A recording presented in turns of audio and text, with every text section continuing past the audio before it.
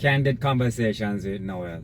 So I'm going to do my best to address some questions and comments that I've seen with regularity over the years. Number one, I do not take steroids. First of all, why would you even ask that? I mean, I have no interest in doing so. Never have, never will. Never ever crossed my mind. I have no need to do that. As a former athlete, all I'm doing now is just training as close as I can to when I was in college. That's all.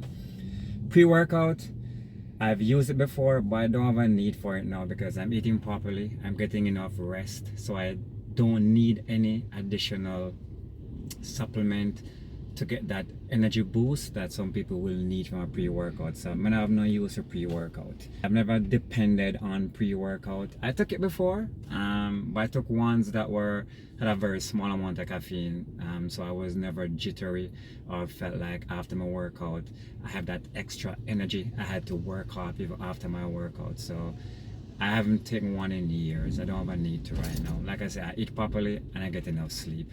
What if you're feeling tired? If I'm feeling tired, I go sleep. I love to sleep, so really and truly, I take frequent naps, like an hour or two here and there when I can. More so if I know I'm going to work out afterwards. But besides that, I do try to get between 6 to 8 hours of sleep every night, even on my busiest days. And if I'm tired, I go to sleep. So how do you find motivation to go to the gym even when you're rested? Like even when you wake up from a nap and you might not necessarily feel up to it? Discipline. You know, when you do something for so long and it's part of your lifestyle, just like how we all, or most of us, you know, have calluses, which is a representation of the work that you've been doing consistently over time. So it becomes innate, becomes part of you. It's ingrained in you. Then on those days, and I've had those days where I've woken up and I'm like, you know, I'm just not feeling it. I still would like to sleep a bit more, and so I'm not really as motivated, and really and truly it's almost like I'm on autopilot. So that's where the discipline kicks in, where I know, you know what, let me just get dressed, put on a nice mix, you know, get my things together, and on the way to the gym, most times, 9 times out of 10, I will slowly get into the mood. The endorphins are flowing, the mindset is there, and next thing I know, I'm in the gym and I'm working out.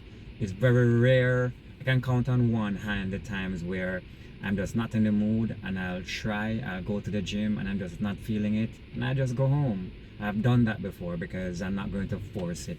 But I think, like I said, when it's part of your lifestyle and you have those calluses, that is a reward that shows that you are committed and you can see through something, then that's where that discipline will then allow you to get you over that hump.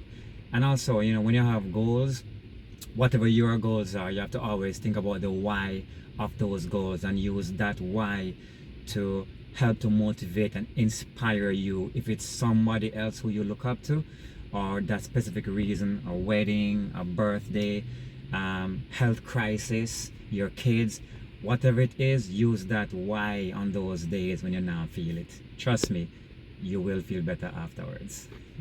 Along that line, a good segue is how I train. Prioritize my training. I break it down where I give my body adequate time to recover. Also because I'm getting older. I'm 43 years old. I have mileage on this body from high school to college and post-collegiate. And I'm playing multiple sports. Track in high school, plus playing football, you know, soccer, and then also field hockey. So accumulated the mileage, so I train smart. How many miles have you accumulated? Whole heap of miles. So with that said, on Mondays is normally my heavier leg day. On Tuesdays I will do arms and shoulder, bicep, tricep, you know. Wednesday my heavier chest and back. Thursdays off. Fridays more like my speed explosive leg day. Saturdays like today, I do my chest and back. I tend to be more, I play around a bit more with the chest and back. So, and Sundays are rest day. So I have 2 full rest days. Allows me time to recover throughout the 5 days I'm working out during the week. And I'll cycle between like every 3 or 4 weeks. I have like a deload week or two where if I'm really feeling banged up, then I take the time off to really take it down a notch. And on top of that, I'm always running. I feel at my best when I'm running. And so I will run 2 to 3 times a week before I come and lift. There was a time when I would run 3 to 4 times. So like during the summer, when the weather is nice and hot, how I love it, then I'll run more during summers. So that's how I spread my training to ensure that I'm not overtraining and I allow my body the time to recover, to have proper hormonal balance, and just have that mental and physical balance to know that I'm taking care of my body, because I'm not working for a summer body or a specific occasion. It's a life body. And so I'm doing my best in my younger years, in my younger old years, right? Doing my best to, to take care of myself and to ensure that I'm being smart about what I'm doing. Will I ever do masters? I've considered masters. I would love to jump. I may have maybe 1 or 2 long jump in me. Then probably do the 200 and 400. But that would take a lot more running. What's masters? Masters is over 40. So it would take a lot more running, the preparation, the training aspect of it, because obviously if I run masters, I'm not gonna show up and not in good form, because I'm not embarrass myself. So I'd have to dedicate the time to train properly. As far as nutrition, I don't think I'm doing anything unique or anything special than what most people are doing. Are you vegan? No, I'm not vegan, but I eat whole little veggie and legumes.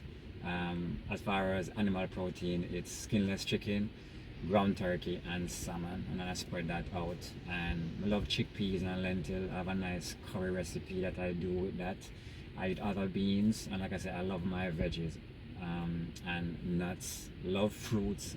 I can eat fruits all day, and oatmeal, complex carbs, sweet potato, jasmine rice, quinoa mix up in there as well, some wild oats, some barley.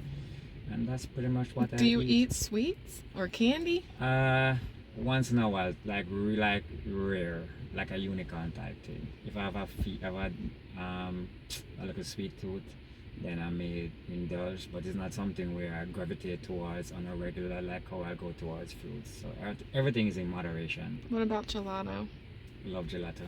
That's always in there.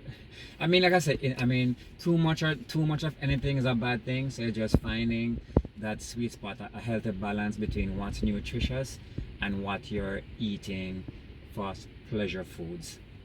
So if you want to give a percentage, if you can get at least a 90% of your nutrition, because I don't like using the word diet, it seems like you're restricting yourself. So finding a healthy balance where a majority of your food intake is nutrient dense and energy dense, to make sure we're not spiking your blood glucose levels. Finding a lifestyle that you can maintain and that will allow your body to be in good homeostasis, right? Make sure you have good hormonal balance, you have the right foods to get enough energy to not only survive and be awake and have good cognitive function, but also to be able to sustain the extracurricular activities that you're doing, whether it's working out, playing sports, playing with your kids, hiking, biking, swimming, traveling, whatever you want to do. You want to make sure that whatever you're consuming is allowing your body to perform at its optimal best, and also starve off the lifestyle diseases, the hypertension, obesity, heart disease, cholesterol. So life changes. We all have choices, so it's up to you to make the best choice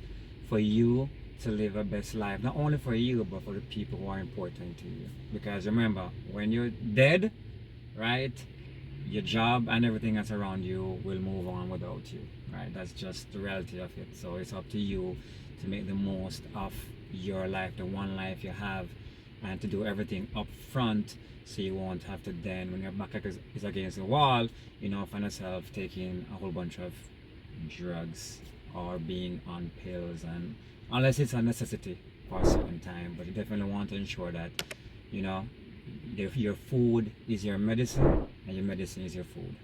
So I think I've answered all the questions that I've seen If I've missed something, then drop it in the comments and I will address it as best as possible. So that was a candid conversation with Noel. Now it's time for me to go and work out.